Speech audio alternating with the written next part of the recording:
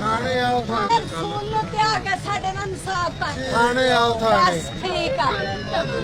ਚਲੋ ਨਹੀਂ ਤਲਾਕ ਕਰਕੇ ਆ ਜਿਹੜੇ ਆਵਾਮ ਨੇ ਕੋਈ ਬਿਮਾਰ ਆ ਕੋਈ ਕਿਵੇਂ ਆ ਕੋਈ ਕਿਵੇਂ ਅਗਰ ਕਿਸੇ ਦੀ ਡੈਥ ਹੋ ਗਈ ਤੁਹਾਡੇ ਤੇ ਕਾਰਵਾਈ ਹੋਏ ਕੋਈ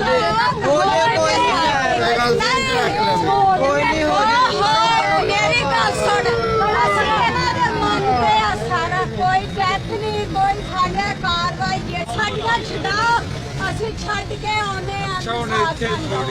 ਆਓ ਨਾਲੇ ਇਦਾਂ ਸਾਡਾ ਨੇ ਬਦਤਮੀਜ਼ੀ ਨਹੀਂ ਕਰੀ ਤੇ ਜਿੱਦਾਂ ਇਹਨਾਂ ਨੇ ਜਾ ਕੇ ਬਦਤਮੀਜ਼ੀ ਕੀਤੀ ਆ ਅਸੀਂ ਵੀ ਇਹ ਪੂਰੇ